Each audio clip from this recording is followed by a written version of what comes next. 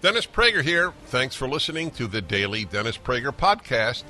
To hear the entire 3 hours of my radio show, commercial-free, every single day, become a member of Pragertopia. You'll also get access to 15 years' worth of archives, as well as the daily show prep. Subscribe at Pragertopia.com. One and all to the Dennis Prager Show. My name is Bob France, sitting in for Dennis. At the start of this Memorial Day weekend, I'm coming to you live from the ReliefFactor.com studios of AM 1420 The Answer. It's my home base in Cleveland, Ohio. It's always an honor and a privilege to sit in for Dennis, and I cannot wait for Monday, Memorial Day. It's phenomenal. We got a great plan. My wife and I and our family, what we're going to do is we're going to head to Target early on Monday morning, going to buy ourselves a couple of cases of Bud Light. We're going to take those Bud Light cases, we're going to put them in a cooler. We're going to invite all of my buddies over, and we're going to have a barbecue and watch a Dodgers game. It's a hell of a time that we have got planned. I hope you've got plans as good as ours. So yeah, it's going to go well, I think, right? Wow. First, a note of seriousness. Memorial Day is something that should not be made light of. I mean, I'm making light of companies, not the holiday, but in all seriousness. Take the time. It's not just a 3-day weekend for everybody. Take the time. I don't care if you're traveling or not. And by the way, if you're traveling, I'd like to know if you won the lottery, because I need to know how the hell you're affording gas or airfare because of Biden or the Bidenflation. It's still extraordinary. I think gas is around $3.75 a gallon last time I looked near me. It's just ridiculous. It didn't have to be this way. But let me get back to the point. Whether you're traveling or not and enjoying the 3-day weekend and the festivities, take note of what it's for. Memorial Day, I mean, ostensibly, yes, it's to memorialize all who have died. If you have loved ones, family, and friends, and so forth, certainly if you pay a visit to a cemetery, it's certainly understandable, reasonable, respectful, and it's part of what the day is for. But more specifically, it is to memorialize those who gave their lives, those who put it all on the line, those who sacrificed everything that we might have what we do.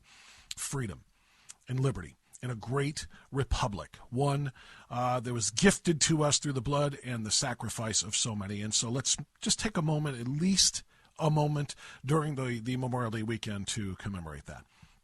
You see, there's going to be a parade in my town on Monday, and we're going to be there. My wife and I have gone to every Memorial Day parade for the last, I want to say, 20 years. With the exception of the two in 2020 and 21, in which the COVID fear scared everybody away and they couldn't hold the parade. But we're going to be there because I like parades, and I'm proud of my country, and I'm proud to be there celebrating such, achievements. What kind of achievements do we celebrate on a Memorial Day parade or at a Memorial Day parade? What do we see? We see veterans groups walking and marching. Their achievements cannot be understated. I'm proud of people who achieve great things. I'm proud of myself if I achieve great things. You're going to see military vehicles on parade. You're going to see flags. You're going to see history. You're going to see first responders. It's a wonderful event, this Memorial Day parade that's coming up. I'm very much looking forward to it because I'm proud of the soldiers, the patriots, literally, in the Revolutionary War who saw fit and who had the guts, they had the courage, had the fortitude to tell the king, no more shall we suffer under your oppression. No more shall we suffer under your iron fist. No more shall we allow the monarchy to rule us. We will rule ourselves. We will be a nation all unto our own. We declare our independence, and we will fight for that independence. We will die for that independence. That's a hell of an achievement, don't you think? And every soldier or Marine or airman or sailor or guardsman or anybody else who has fought to defend that which was given to us back then throughout all of the 230 plus years since then, in every war, in every skirmish, in every attempt to try to take down that which we treasure so deeply, I'm proud of them for their achievements. And that's why we go to a parade like this, because we're proud of them. But there's a difference. There's a difference between being proud of something that has been achieved and being proud just, well, for no reason whatsoever. And that's what I've been pondering, because we are just a few days away from the beginning of the month of Groom.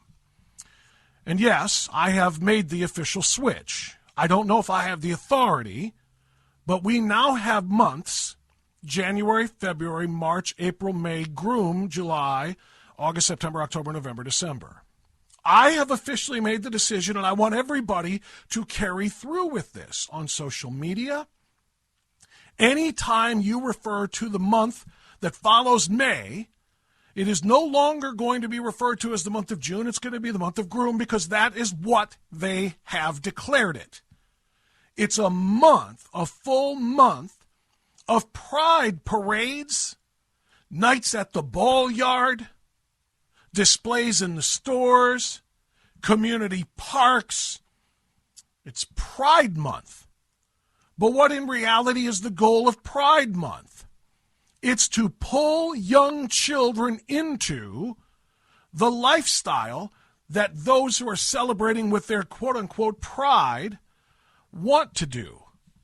It is grooming children, and that's why I will always refer to the month of Groom. For example, I think the Dodgers are going to have their hate festival, in which they express their hatred of Catholics and Christians by giving an award called the, are you ready for it, the Community Hero Award, to a drag group called the Sisters of Perpetual Indulgence, that dress in lewd caricatures of Catholic nuns. This is a group that does the most vile, blasphemous display and utter contempt and hatred for Christians and particularly Catholics that you can even imagine. Decorum prohibits me from reading everything that they do, but I'm probably going to go ahead and skip decorum and tell you anyway in due time. But that group is among the groups that is going to be receiving an award called the Community Hero Award, as they take part in the Pride event on Groom 16th, I think it is, in Los Angeles. Now, the Dodgers are not the only team that are going to have grooming events called Pride Days. In fact, I think all 30 baseball teams are going to do it.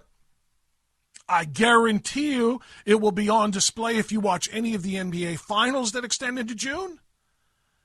It'll be in stores all over the place, particularly stores that feel like losing massive amounts of money. It's going to be in your community centers. It's going to be in your parks. It's going to be everywhere.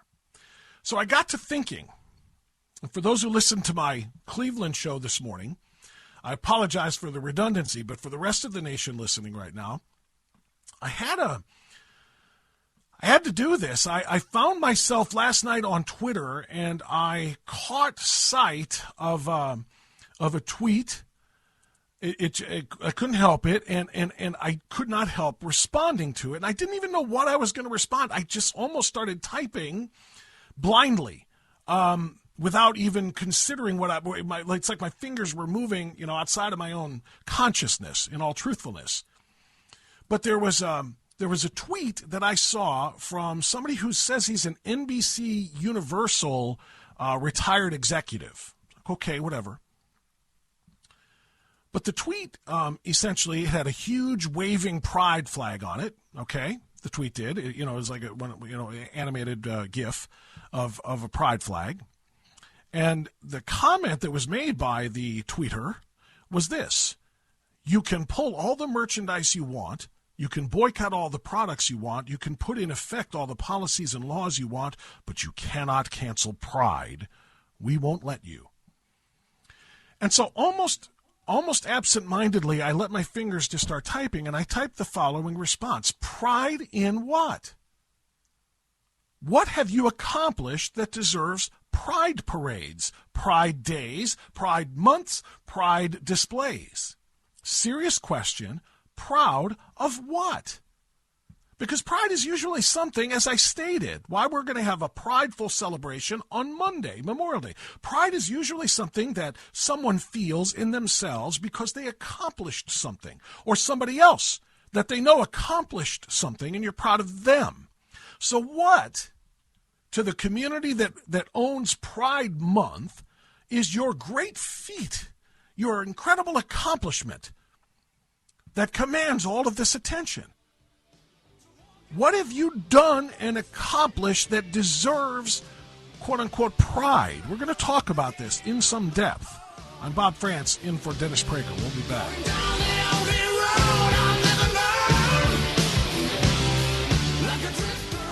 Just when you thought it couldn't get any better, Mike Lindell with MyPillow is launching the MyPillow 2.0. When Mike invented MyPillow, it had everything you could ever want in a pillow. Now, nearly 20 years later, he discovered a new technology that makes it even better. The MyPillow 2.0 has the patented adjustable fill of the original MyPillow, and now with a brand new fabric that is made with a temperature-regulating thread. The MyPillow 2.0 is the softest, smoothest, and coolest pillow you'll ever own. For my listeners, the MyPillow 2.0 is buy one, get one free offer with promo code Prager.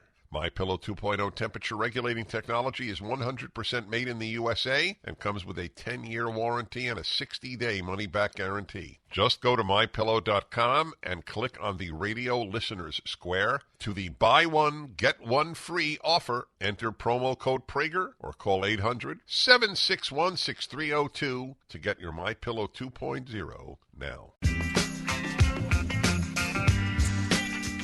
You know, I got into radio 25 years ago so people wouldn't have to see me. And now we're doing radio on television. Yeah, watch it, enjoy it, listen to it, do whatever you can. But if you must look away, I understand. So I want to go back. Bob France in for Dennis Prager. Live in Cleveland, Ohio. We're your LeafFactor.com studios. WHKRadio.com. If you're ever interested in listening to the show that comes on before Dennis, that's mine from 9 until noon out of Cleveland, Eastern Time, 9 until noon, Eastern Time, WHKRadio.com. We're going to open up the phone line shortly, 877-243-7776, 8-Prager-776. But I want to explore this pride issue a little bit more. I talked about this morning with my Cleveland audience, and I want to talk about it with you.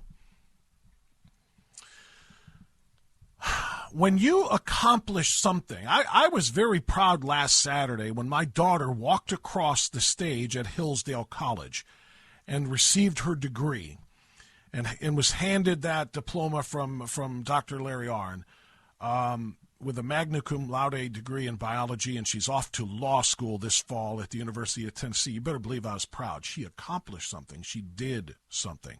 That's pride. The Memorial Day parade I was just talking about. On Monday, we're going to be very proud. That's why whenever veterans walk by, we are going to stand and clap for them at the Memorial Day parade like we do every year. We're proud of them. Somebody tell me about Pride Month. Somebody tell me about the month of Groom that is to come.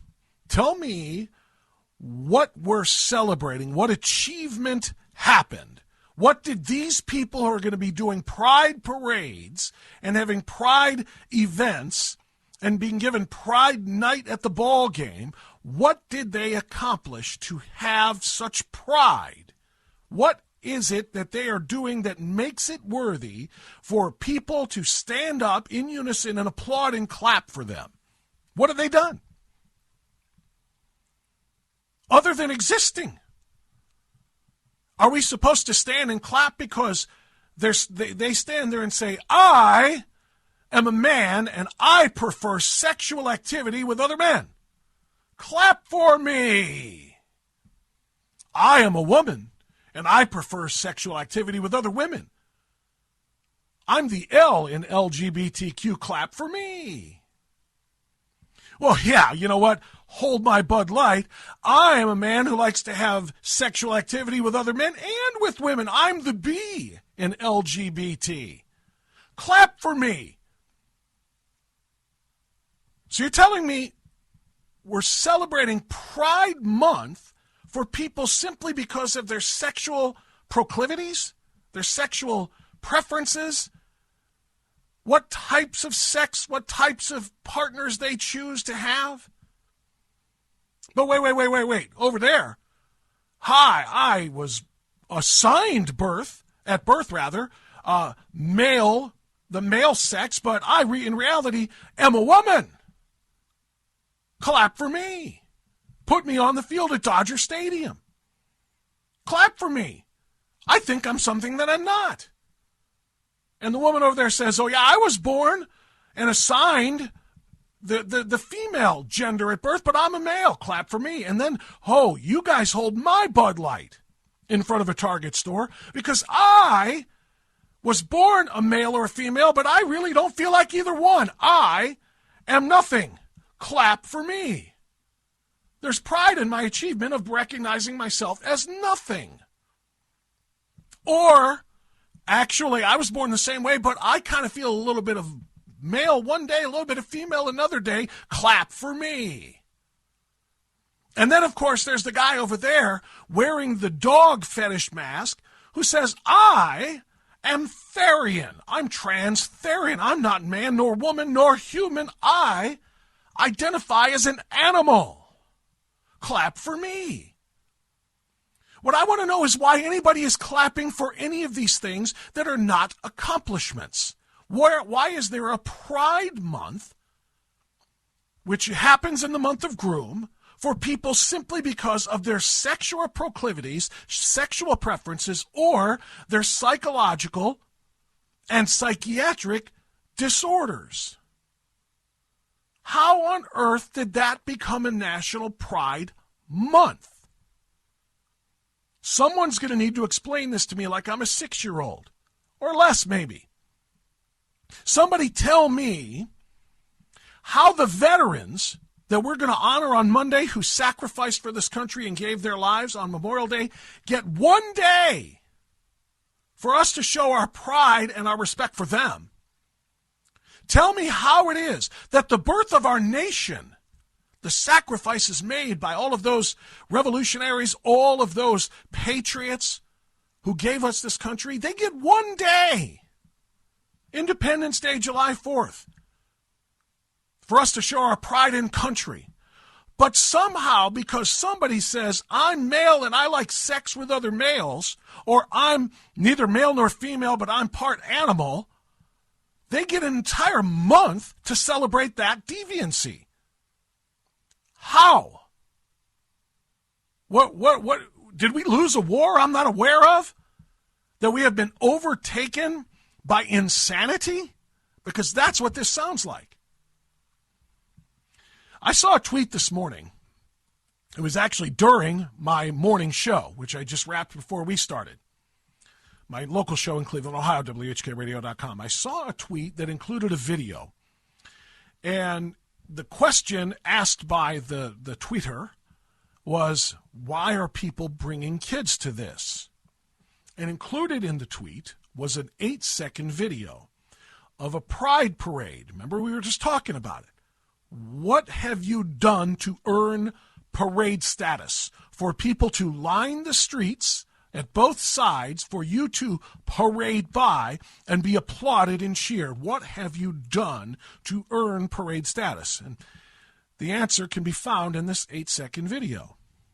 Now, I apologize in advance for describing this to you, but this is radio. This is all I can do. If it's the TV side, we probably could put it up in another segment maybe, but you wouldn't want to see it anyway.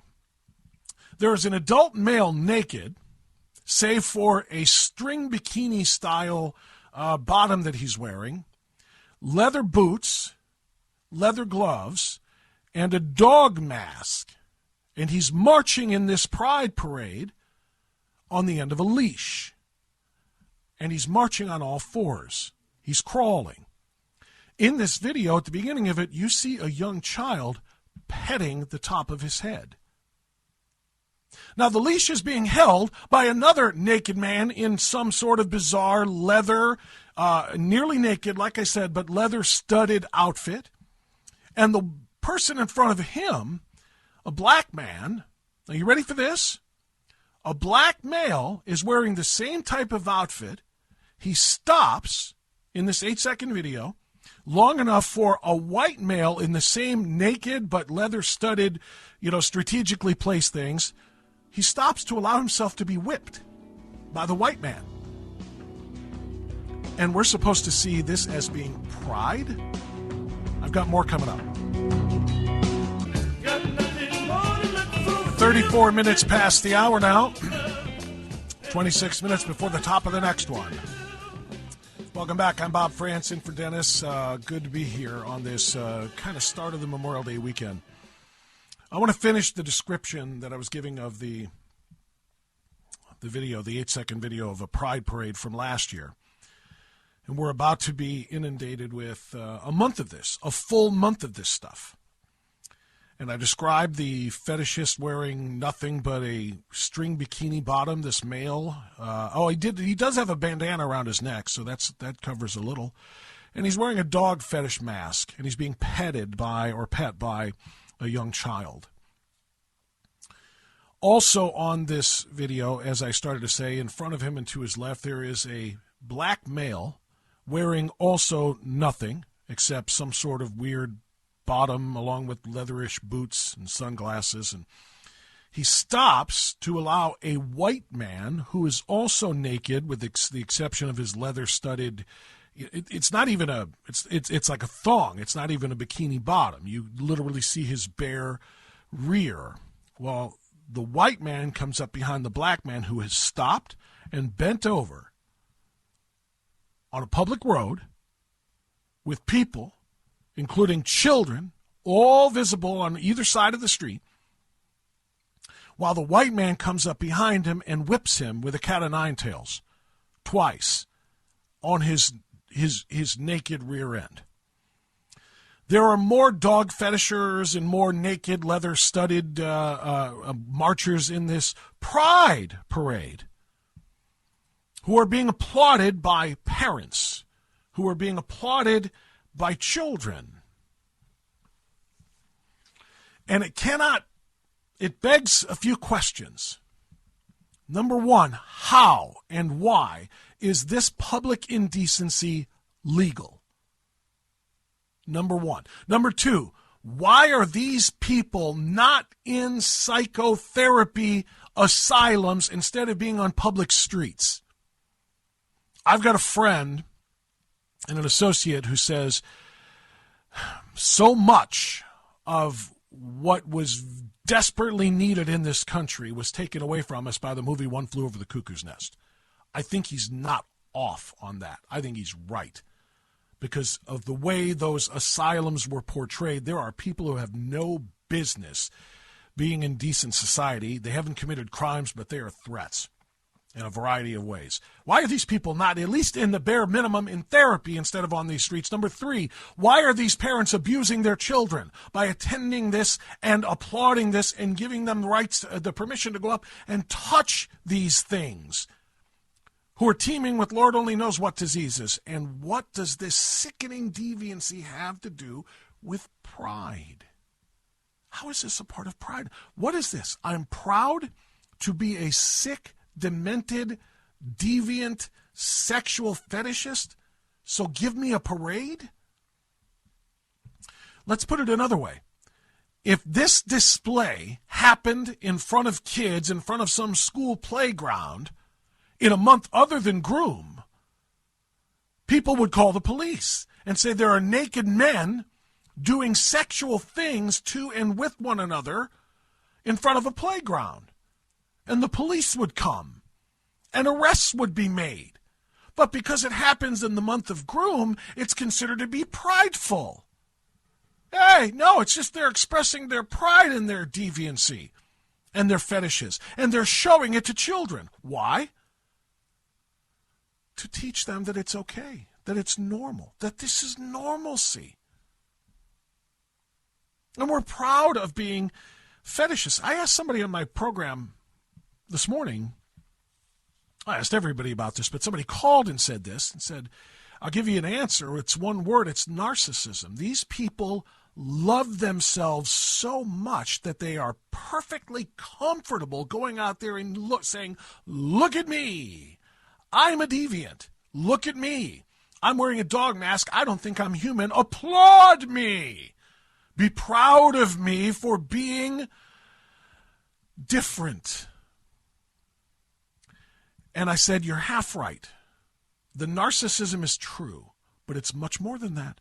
There's a second half to that element. The second half to that is sadism. Sadists take pleasure, usually sexually gratifying pleasure, in the discomfort or the pain or the suffering of others. And they like to watch people cringe. It turns them on to do this in front of other people because he knows it makes them uncomfortable. It makes them want to retch. So my question to you is, will you be participating in Pride Month? All right, 12:44. I'm sorry, 44 after the hour. It's 12:44 where I am on the East Coast, or at least in the Eastern time zone. But welcome.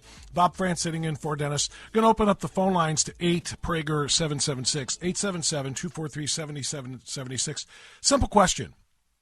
Are you going to celebrate Pride Day? Are you going to do anything to stop, Pride Month rather? Are you going to celebrate any of the Pride events that are going to happen in the month of groom in your community? That's what I want to know. If you're in Los Angeles and you're a Dodgers fan, are you going to do, Dennis actually on Prager, I should probably pull this up. Dennis has on PragerU, or the team at PragerU has a petition going right now. Let me see if I can pull this up real quick. PragerU, tell the Dodgers to keep radical agendas out of sports. The Los Angeles Dodgers plan to give a Community Hero Award to an anti-Catholic group of activist drag queens. Tell the Dodgers to keep radical, hateful agendas out of our sports. And then it's a literal petition to be signed there. On Groom 16, 2023, the LA Dodgers will host LGBTQ plus Pride Night at Dodger Stadium. As part of the pregame ceremony, the Dodgers will give a Community Hero Award to the Los Angeles chapter of the Sisters of Perpetual Indulgence, a self-described order of queer and trans nuns that mocks and degrades Christians and Catholics. So I want to know, if you're a Christian or a Catholic, you don't have to be either. You can be Jewish, but still empathize with Christians and Catholics about what is being done to their faith. It's the only religion that can be mocked in such ways and have it be acceptable, to the point where the Los Angeles Dodgers and Major League Baseball, its parent organization, would be giving a Community Hero Award to a group that does such incredibly hateful, vile things. No other religion would be forced to suffer this. If they tried to do this in some way, trotting out drag queens dressed in, Hasidic Jewish garb or Orthodox Jewish garb or Islamic clerical garb, or, anything that would be anti-Semitic would be buried by Major League Baseball and the Dodgers. Anything that would be, anti-Muslim would be, but it's anti-Christian and Catholics. Let's not just allow them to be on the field on Pride Night. Let's give them a Community Hero Award. What is the heroism for? What have they done? What did they accomplish? Let me give you a little bit of background on what these Sisters of Perpetual Indulgence have done. On Easter Sunday, they did a pub crawl that mocks the Stations of the Cross. As they got to each bar on their pub crawl, which was another station in Jesus' suffering and his passion, they called out, "We adore thee, O Christ." And the audience responded with, "Love you, mean it, let's do brunch." Just to mock Catholics. They're getting an award. They've hosted a hunky Jesus competition to find the hottest Jesus character that they could create. Senator Marco Rubio, when he got wind of the Dodgers giving this award to the Sisters of Perpetual Indulgence, wrote a letter to the Dodgers, and I think to Rob Manfred, it's to Major League Baseball, to Commissioner Rob Manfred, told them a little bit more about what you're about to honor and how grossly inappropriate this is. And Rubio described some of the other things they did. The sisters, he wrote, are men who dress in lewd imitation of Roman Catholic nuns, and their motto is "Go and sin some more." A direct mockery and perversion of Jesus Christ's command to go and sin no more. Their Easter ceremony featured children's programming at the start, followed by the drag show. So the kids are there, in which they dress in blasphemous imitations of Mary, Mother of God, and Jesus. Then he goes on to talk about the pub crawl that I just mentioned as well.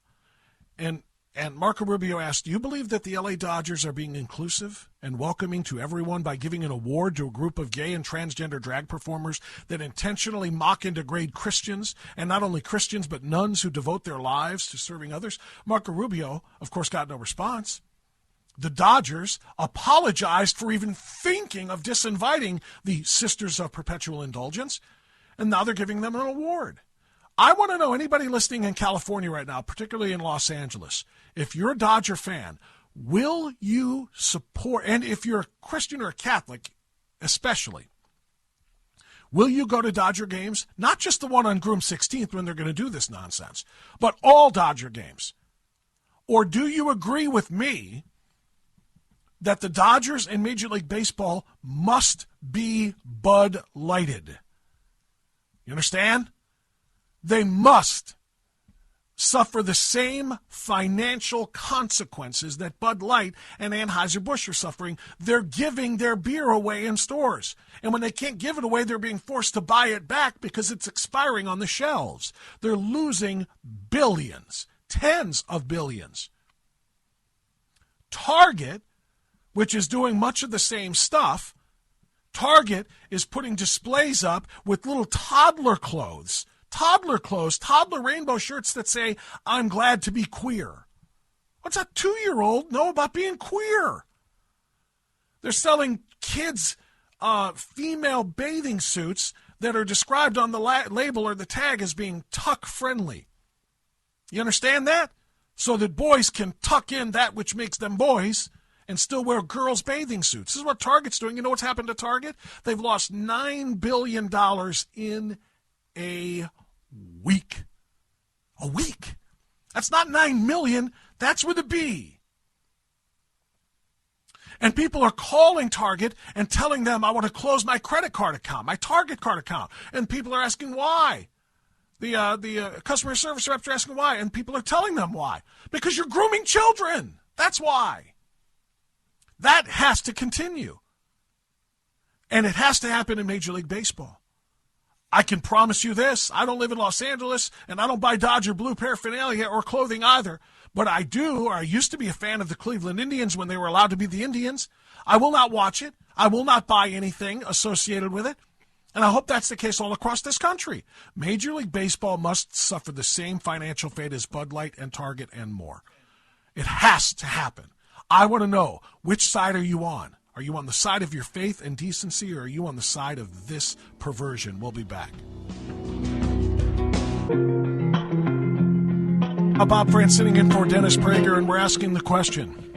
If you're Catholic and Christian and a baseball fan, are you willing to give up baseball? The way you did your Bud Light, the way you did maybe your Target card. Are you willing to give up watching something that is so grossly and just blatantly hateful of you and what you stand for? Because I will tell you this, if we as Christians and Catholics and our Jewish friends, if we can't stand up to this kind of hate, what do we stand for? What do you stand for? History shows that mockery of Christ, mockery of God, has not gone well for the mockers.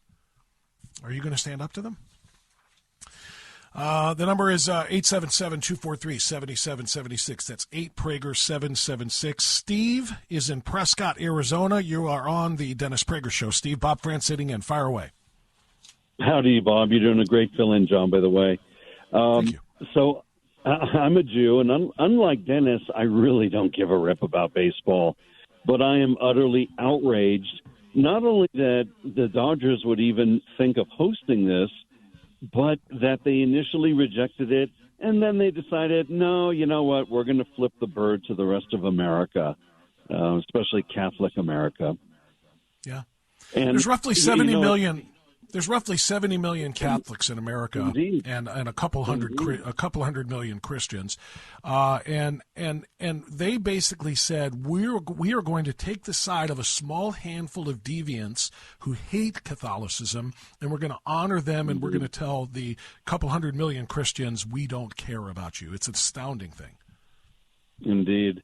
Bob, while you were giving your monologue, it got me to thinking. The Greeks are known for contributing many, many things to Western civilization, but it seems like it just occurred to me while you were giving your monologue that the left has constantly harped on the fact that we are a democracy and not a democratic republic. Well, it just occurred to me maybe one of the reasons they're doing it is they like two things that the Greeks gave us, and that is pederasty and democracy. And forget all the other great stuff. That's an interesting observation, my friend, and I appreciate it. Thanks very much. I don't know whether it's from Greece or not, but I will tell you this: what they are doing right now, what they are perverting, is the mind of children. Adults can be adults, and if they want to do things that are, that are considered to be deviant by many people, I don't care what its culture is. Go be adults. Do it in the privacy of your own place. But to bring children into this, which is what they're doing, especially with Pride Month, is something we cannot abide by. We absolutely must stand up against this. I've got a lot of people on hold. Stay there. We're guest-free. This is a completely call-in show today on the Dennis Prager Show. My name is Bob France. I'm glad to have you here. We're coming right back to your calls next.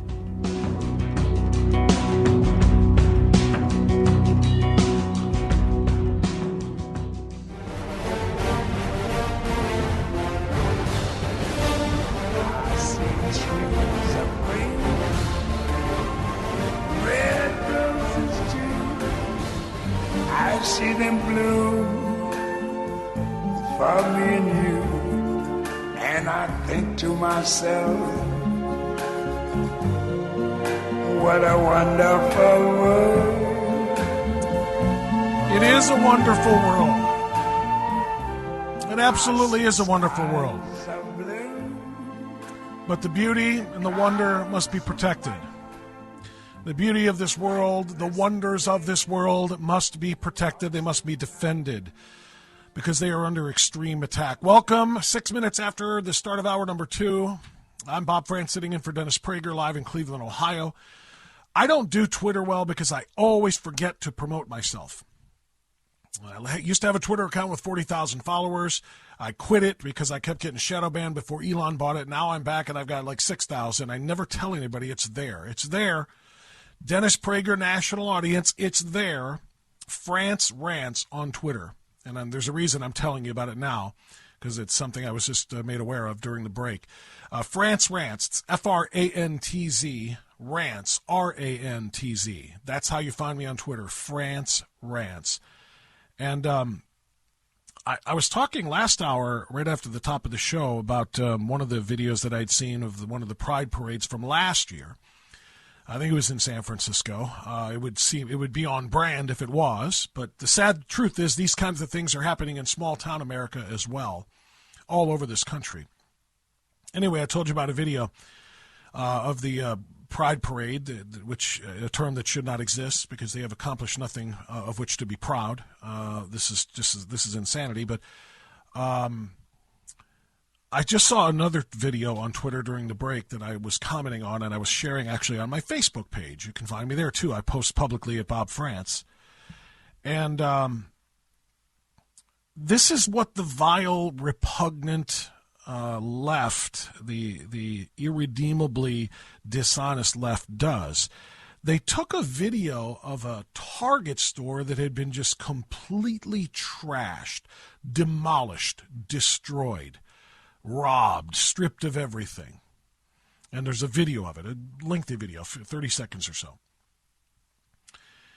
And the tweet reads, "This is what conservatives did to a Target store who put up gay pride displays. Still think right-wing extremism isn't a real problem?" That's what they posted. And the problem is, the video is from the George Floyd riots from 2020.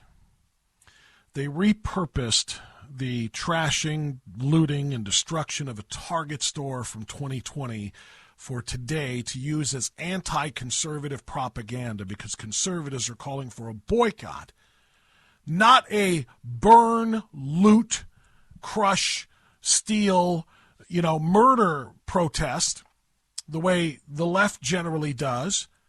They called for an economic boycott. I have called for an economic boycott of Target. And it's working. $9 billion in losses in 1 week.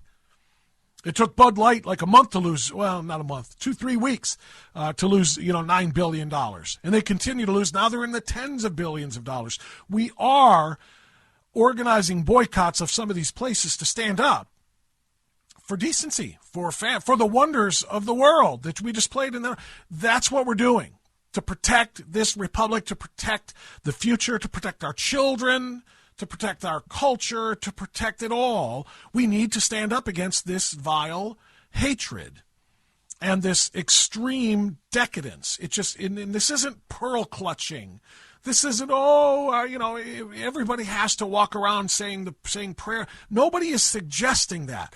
But to pervert children and to celebrate deviancy and to try to normalize it in the interest of indoctrinating kids into a lifestyle rather than educating kids in the strict Western civilization with our, not policy but culture of the nuclear family being the bedrock. Instead, they want to destroy the nuclear family altogether. There's an article I read a couple of days ago in the Federalist pointing this out. This is something, and I'm getting a little bit off in the weeds on this, but not a ton, and I'm going right back to your calls. But back when the Obergefell decision was made and same-sex marriage was legalized in America, even though marriage had never been mentioned in the Constitution before, they wrote it in. And everybody said, one man, one woman. Who says it has to be one man, one woman? And they said that can be changed. Same-sex marriage can apply. We can make it one man and one man, or one man or one woman and one woman. And during that period of time and the whole debate over that issue of same-sex marriage, I kept shouting to anybody who would listen that you're neglecting something here if you're only focused on them changing the words man and woman to man and man. You're neglecting the other part of what that says, and that's the numbers. If they can change one man and one woman to being one man and one man, why can't they change the number from 1 and 1 to any other number?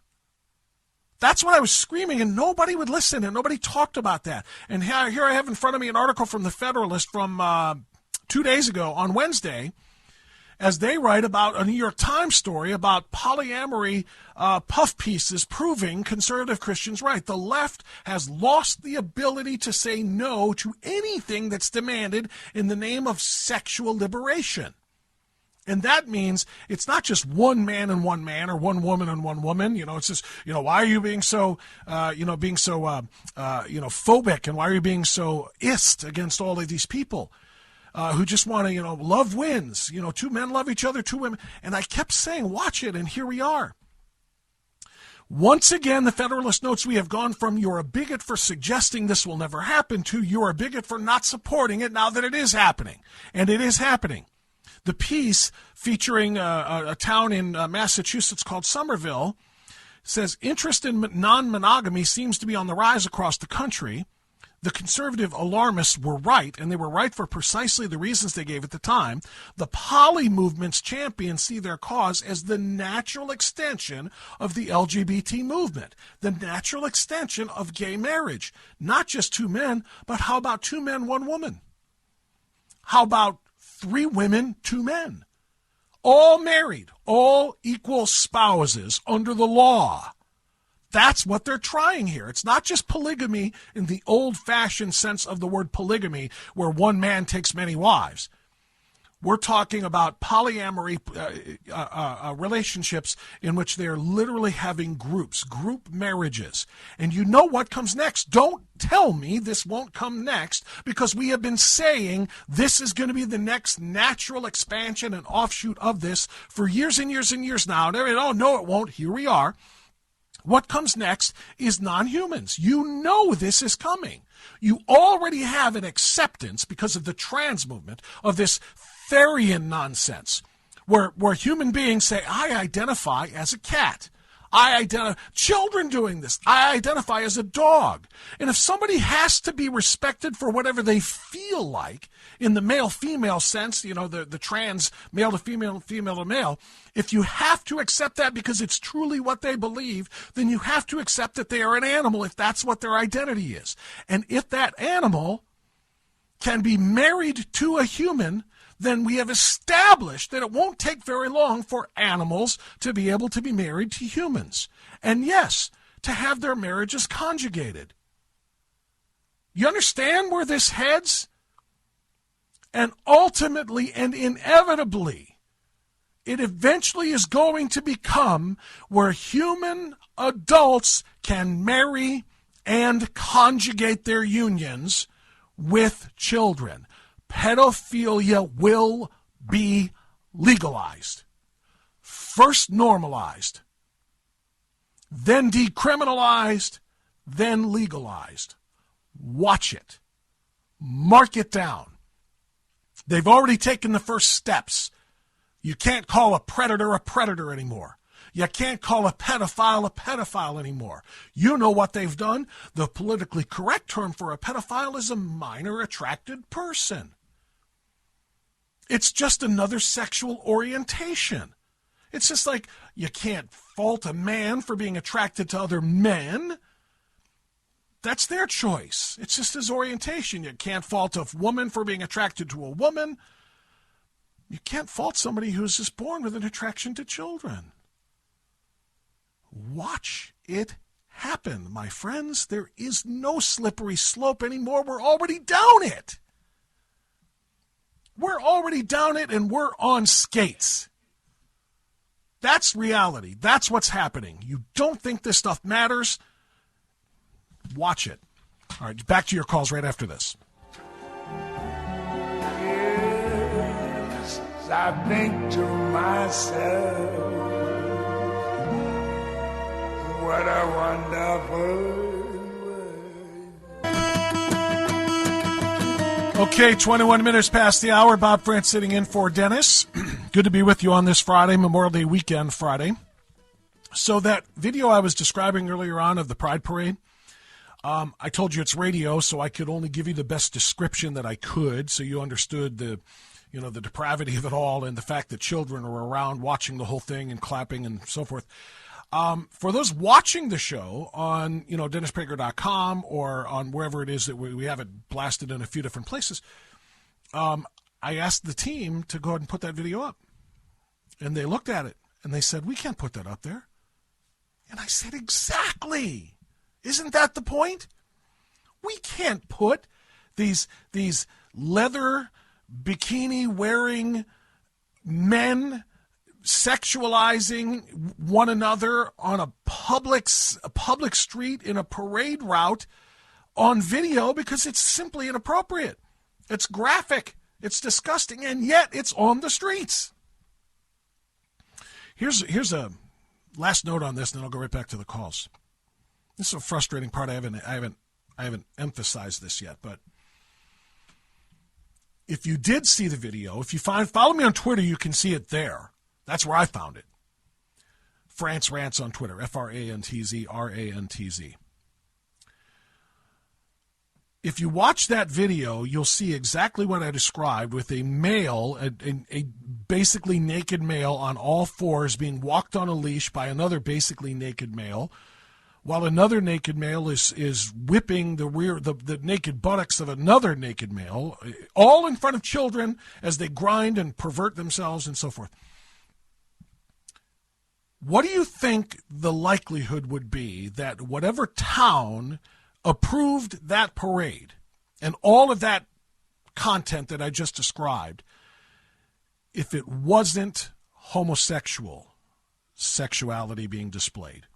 In other words, a female in a G-string and next to no bra, in fact, she probably wouldn't even have one if we're going to make this even, on all fours, being led around on a dog leash by a male wearing the leather thong, a female stopping, bending over, with her thonged rear end in the air while a male comes up behind her and whips her with a cat o' nine tails, and she kind of shimmies her shoulders in delight.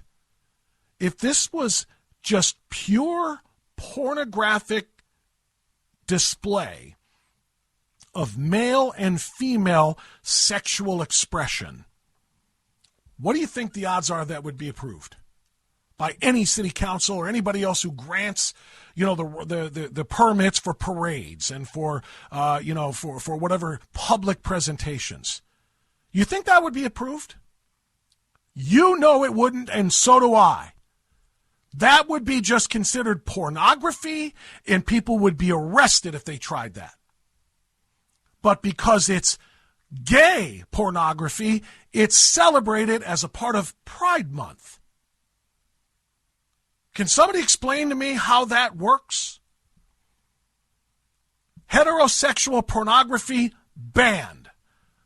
Gay pornography cheered. Celebrated. It's like the books. They're talking about Ron DeSantis banned books. And no, he didn't. They took pornographic books off of school library shelves, classroom shelves. It's not his fault that the pornography that was on the shelves in print and in illustration was gay pornography. It's pornography. It doesn't belong there, period. That's why there's not a penthouse next to the Sports Illustrated and the National Geographic on the school magazine rack. Because pornography isn't permitted in schools. So why would they permit pornographic literature and illustrations on elementary and middle and high school bookshelves? It's never been done before, but it's being defended because it's pride pornography. You see, because these people have different sexual orientations and proclivities than normal people, so therefore it must be celebrated. Somebody make that make sense to me. And I don't care how many people are screaming at the radios, transphobe, homophobe right now. I don't care. I'm right. I'm right. And in your heart of hearts, you know all of this that we are discussing is wrong. Let's go to Charles. Charles, you are on the Dennis Prager Show. Bob France sitting in. Fire away, sir.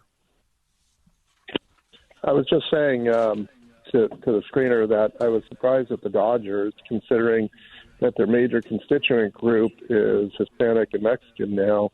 In fact, so much so that a michelada is the official drink of the Dodgers. And then to do that to the number one religion and the number one group that follows that group, that religious group, I thought that was particularly offensive to them.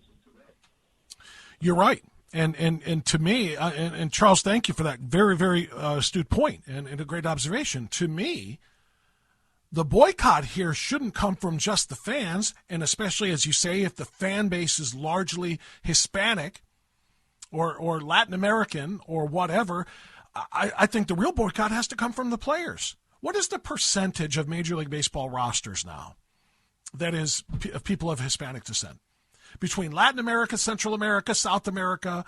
That's not to say there aren't others. Obviously there are. The Asian population of baseball players is rising. The best player in the world is Shohei Ohtani. But the overwhelming number of I think, and I can't prove it, I'm not going to go and do the numbers here, but if you look around Major League Baseball and follow it at all, I think the number of Hispanic players has risen to be the majority. There are more Hispanics than there are whites. There are more Hispanics than there are blacks. There are more Hispanics than there are Asians. And you're right. The number one religion in most Hispanic cultural, norms, if you will, is Catholicism. Certainly Christianity, likely Catholic. So to me, the boycott has to come from more than just the fans. The players need to say, we're not playing if you are going to mock our faith in such ways. We're not playing if you're going to bring these sisters of perpetual indulgence dressed as Catholic nuns to mock the Mother Mary, to mock Jesus Christ, to mock our faith and give them a Community Hero Award. We're not playing. Our faith matters. I can recall, not that long ago actually, there was a Dodgers player, I wish I could recall his name. There were a handful of Jewish players who refused to play when they had games on, I think it was Yom Kippur. And there was always, I used to do sports radio for a living. before I moved into all news and talk radio and conservative political radio. I used to do all sports, and I remember having discussions about whether or not the player owed it to his teammates and to the fans to put his faith aside and do his job that day, or whether or not he owed it to his faith to say, well, I'm not playing. And Sandy Koufax is true. That isn't what I'm thinking of, though. It was much more recent. Sandy Koufax, I think Sandy Koufax actually missed a World Series game, didn't he? Because it fell on Yom Kippur. So it would be a real strong statement, in my opinion, a strong statement for these Catholic players to say we're not going to perform if they're going to do this to our faith. We'll be back.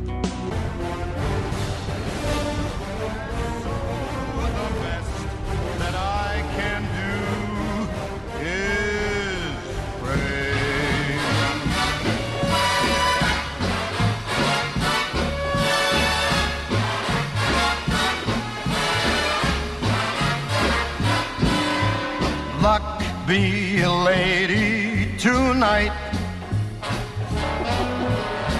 Luck. Are you playing this so that I get Mrs. Doubtfire in my head? Is that what's going on here? That's what I feel like. Did you ever notice that, by the way? Welcome to hour number 3 of the Dennis Prager Show. Bob France sitting in Cleveland, Ohio. My ReliefFactor.com studio is WHK Radio, AM 1420, The Answer. Here in Cleveland. Find me on Twitter at France Rants, Frantz, Rants, Rantz. So it's kind of cute. It's kind of funny how the left likes to say, well, we've been surrounded by cross-dressing trans women for years, and you've loved them. How dare you step up the way you are now and say the trans is so evil. Or not trans, I beg your pardon, drag. That drag is so evil. I mean, Mrs. Doubtfire, did you hate that movie because it was a man dressed as a woman? How about Tootsie, Dudley Moore, dressed as a woman? How about Tom Hanks, America's New Dad? He once dressed as a girl or a woman in Bosom Buddies. You have all of these things here. I mean, now you're telling us drag is evil and drag is bad, you hypocrites? Except, of course, I don't recall seeing any men dressing up like Mrs. Doubtfire and doing their strip shows at drag shows. Their sexual twerking didn't come looking like Dudley Moore did in Tootsie. They dress sexually. They dress provocatively. They dance provocatively. Oh, I'm sorry, Dustin Hoffman. I kept saying Dudley Moore. I'm sorry. Yeah, Dustin Hoffman. Truth be told, I never saw Tootsie. I just knew that was one of those things. So, yeah, I should have remembered Dustin Hoffman. Appreciate that. Thank you. Doesn't matter. Point remains the same. Those were obviously for different purposes, and they were not intended to sexualize or to titillate. Adult sex shows or, fetish shows or any of those other things. Again, it's always been 18 and over. Whether it's women dancing half naked or men taking off their clothes, their women's clothes that they have and doing their dances. It's always been fine. When it's adults doing what adults do, it's fine. You bring it to kids, we have a different story. Listen, we've talked about the same topic for most of the 2 hours that we've been on the air so far. I want this last hour to be completely yours. Okay, we'll make this free for all Friday is what I like to call it. And anything you want to talk about is fair game. 877-243-7776. 8 Prager 776. Anything you want to do. I did mention in passing about a segment or two ago BLM. It was this specific video. There was a totally destroyed, cleaned out, smashed, robbed, looted Target store that's floating around the internet now that the left is using as propaganda, saying conservatives did this to Target to retaliate for the pride displays that they've got going on. It's complete hogwash. Those were torn apart stores from 2020 and the George Floyd riots, which of course were carried out by BLM and Antifa. And it got BLM into my mind, so I just wanted to make sure that you knew about this. What we all said about Black Lives Matter when they first burst onto the scene was true then. It's true now, but it's only now coming into focus. Black Lives Matter was a scam, and it was a fraud. It was an attempt to enrich the people who ran it, and nothing less.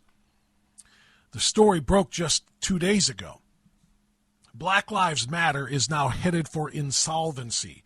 They're $8.5 million in debt, despite taking in tens of millions of dollars, in fact, over $100 million over the course of the last several years.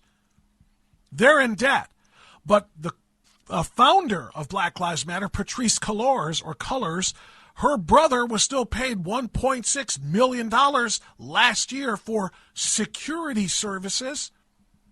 The sister of one of the BLM board members was paid a $1.1 million salary for consulting with BLM. Patrisse Cullors lives in a multi-million-dollar mansion. This was grift, a grift to end all grifts. And the worst part about it is, you know who suffered the most from BLM? Black people. Black people suffered the most. And you want to know why? Because to Black Lives Matter, black lives never mattered. Greenbacks mattered. That's it. This was money and exploitation of the black quote-unquote struggle, the George Floyd death.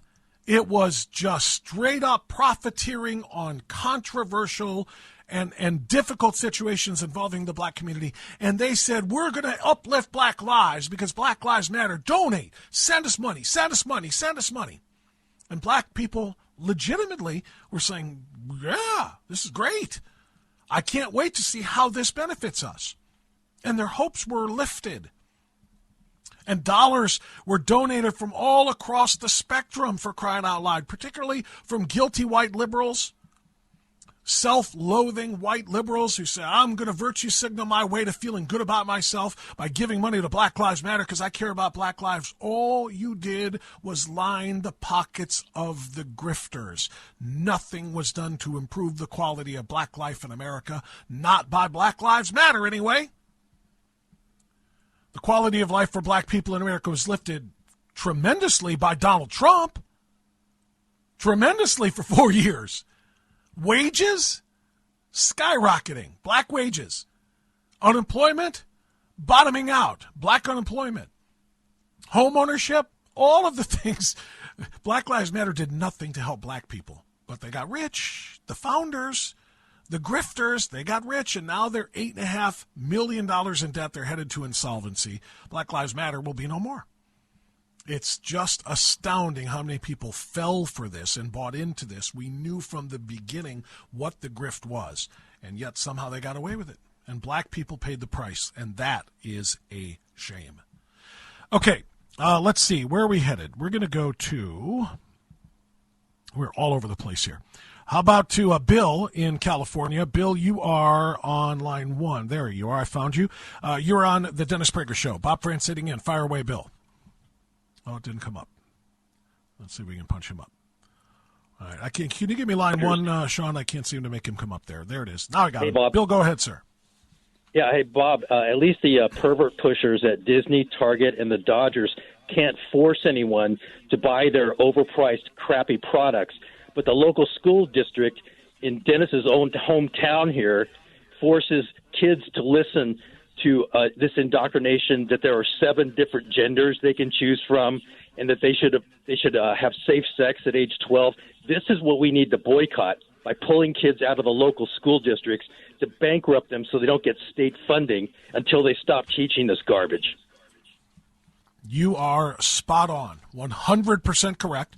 And I would add to that, you have to remove these board members.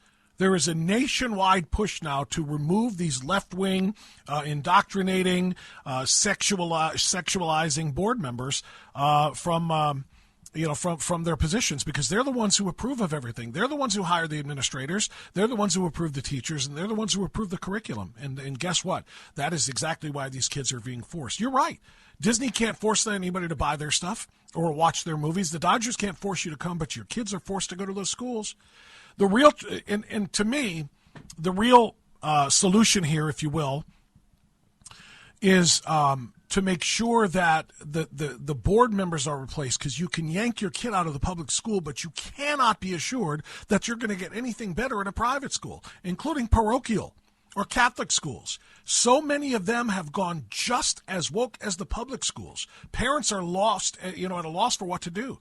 So to me, the answer has to be, first of all, be very, very careful before you just say, I'm going to pull my kid out of their public school. I'm going to take whatever funds I have. I'll pay tuitions and put them in private schools, only to find out those private schools are just as bad. That's why homeschooling is on the rise. So to me, the answer is take those free schools, meaning publicly funded, but free to the parents in terms of tuition. Take them and improve them by firing every left-wing board member that wants the "this book is gay" to be on the school shelves in any one of those public schools. You still there, Bill? Okay, I got a little bit of a glitch on my.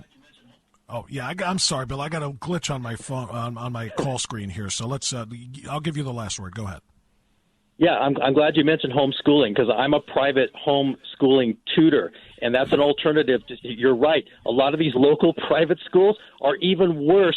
Hey, a girl told me at a local school they had to put condoms on zucchinis in their health class. This is how bad it's gotten. That is repugnant, and thank you, my friend. I appreciate your phone call. It's 16 minutes past the hour. Bob France in for Dennis Prager. We'll be back. So let's keep the party polite. Never get out of my sight. 21 minutes after the hour, we continue on this Friday, Memorial Day weekend Friday, on the Dennis Prager Show. Bob France sitting in. Follow me on Twitter at France Rants. Thank you to all those who already are, by the way. I noticed a big jump. A lot of people are jumping on board. I certainly appreciate that. I'm on Twitter at France Rants. You can just look for Bob France. Frantz is the last name. The handle is France Rants.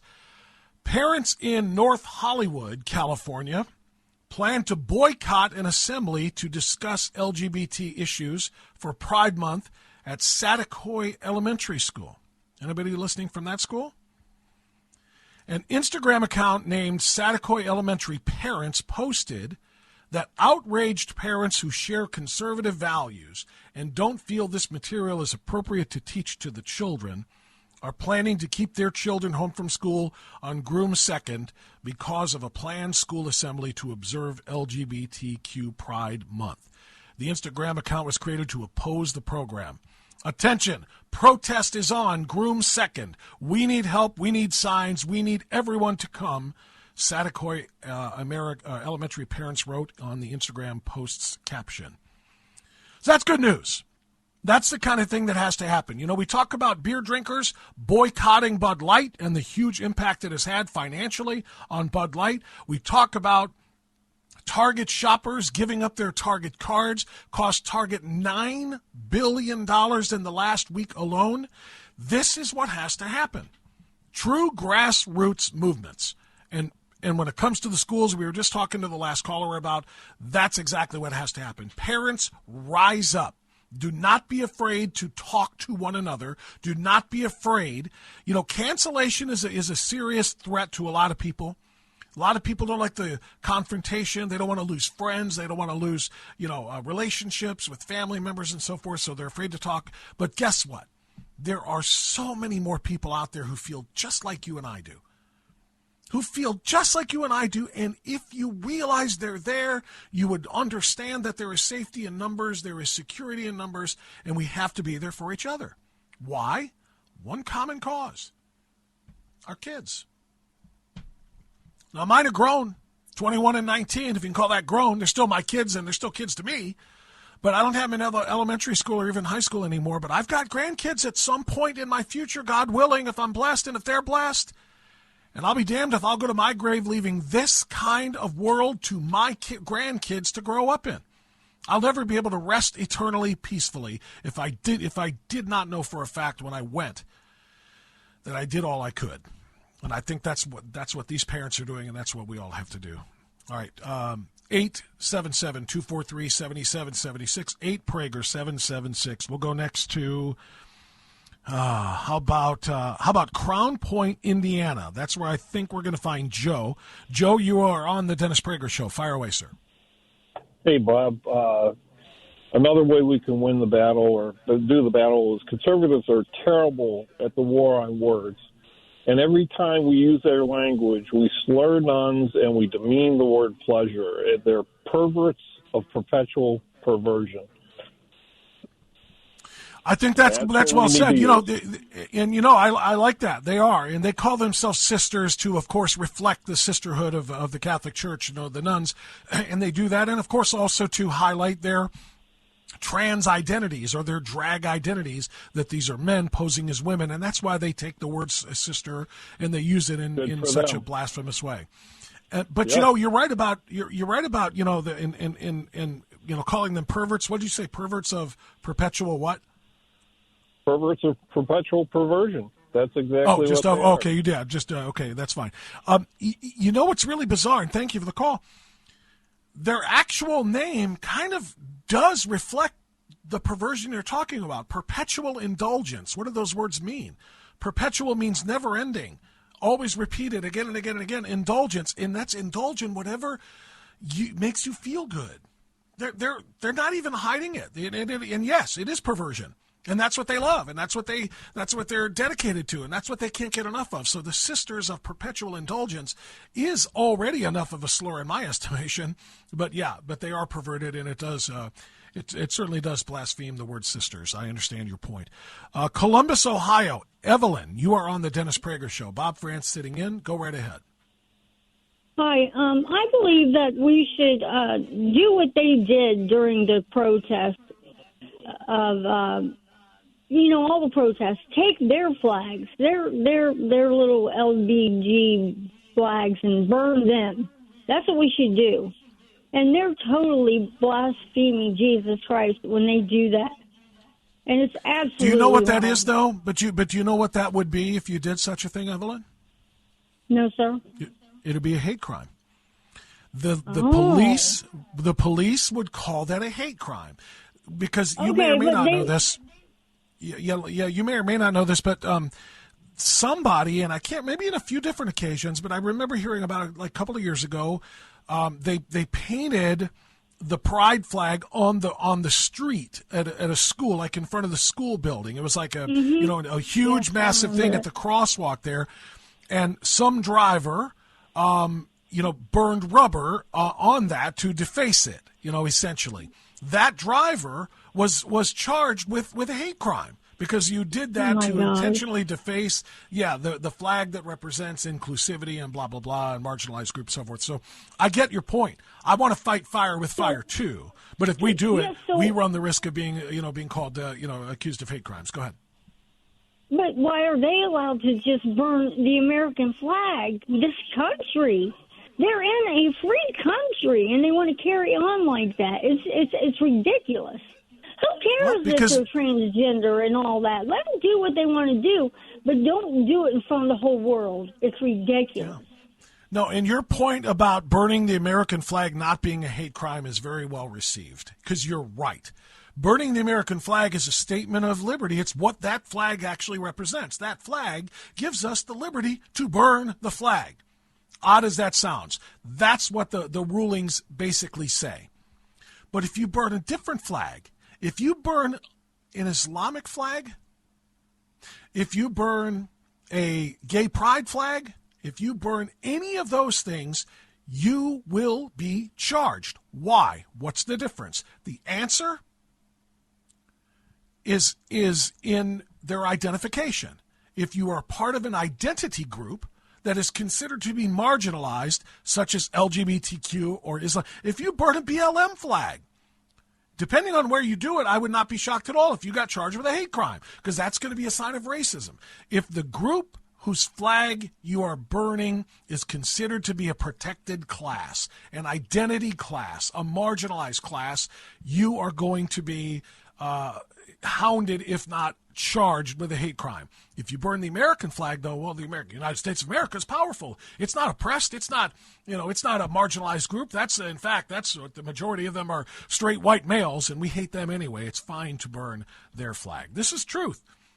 I'm not making this up. You will indeed if you try to do that. So I'm not calling for the burning of anything or the physical confrontation. I am calling for economic sanctions on all of these groups, and that's what we must continue to do. We'll be back. I've got time for 2, maybe 3 more phone calls before we put a wrap on this episode of the Dennis Prager Show. Again, my name is Bob France. If you liked anything you heard today, you can follow me on Twitter at France Rants, or just look for my name there, Bob France, Frantz, and I'm on WHKRadio.com from 9 to noon Eastern every day. Ted is in Yonkers, New York. Hi, Ted. You're on the air. Go right ahead, sir. Hey, Bob. Thanks for taking the call. Yes, sir. I originally called up and then listened to some of your callers while I was waiting, and wow, what a great show. So I'm going to tie this all together. All right? We have Target, and we have other stores, and they don't sell American products, including Hershey's, which, by the way, makes M&Ms, okay? And they're all supported, and actually Hershey's came out with a statement saying their number one target internationally for the next 2 years is China. And then you talked about the presidential race and Ron DeSantis, how well we were working with China to get our benefits under Donald Trump. And when he left, that all went out the window, and then all this woke stuff seemed to ramp up. So, yeah, but go ahead and finish your thought. I'm sorry. Yeah, if you put it all together, to me, it's China just undermining the United States of America and trying to weaken us. Well, there's no doubt that is happening. This is why, again, we might not call them an enemy, but they're an adversary. And thank you, and maybe our worst, global economic enemy, if you will, or concern. However you want to phrase that, China is absolutely trying to take us down from inside. Are they supportive of some of the culture wars? You better believe they are. You know, they're mocking our military. I'll give you an example. You know, that ridiculous Navy, and now the Air Force, by the way, has one-upped them. That Navy promotion or advertisement for recruiting with a drag queen. China is having a field day with that as they continue to train not only their own soldiers and their own military for a potential conflict with us over Taiwan. China is training everybody in their country, civilians, to kill in the event of an invasion, especially if something happens over Taiwan. They are literally preparing for everything. So they're trying to take us down from within. They're absolutely fostering this wokeness and this LGBTQ nonsense that is going on here that is dividing us and weakening our military. I agree 100%. China is our biggest global foe in terms of economic impact, in terms of military threat, and beyond. They are just truly all of that. I'm told that we don't have time for another call, and I apologize for that. I have a lot of people still sitting there, but unfortunately, that's the way the clock runs. I want to say thank you before we wrap to Sean and to Richard and to who else is on the team back there? Who's with me today? Zach and Alejandro, thank you to everybody who's on Dennis, and Alan, of course, as well. And thanks to Dennis Prager for letting me sit in on his show. It is my pleasure, and thanks to you. I want you to have a wonderful weekend. Be well, be safe, stay free, and be proud of this country. I'll see you next time.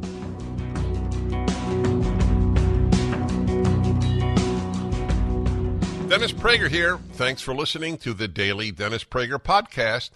To hear the entire 3 hours of my radio show, commercial-free, every single day, become a member of Pragertopia. You'll also get access to 15 years' worth of archives, as well as the daily show prep. Subscribe at Pragertopia.com.